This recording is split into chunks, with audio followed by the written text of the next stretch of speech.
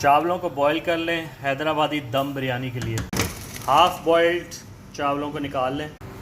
Chicken और आलूओं को marinate कर दें 1 घंटे के लिए। उसके बाद जिस बर्तन में आपने दम देना है उसमें आप जो है ना इसमें नीचे लेयर कर दें। ऊपर सारे चावल डाल दें,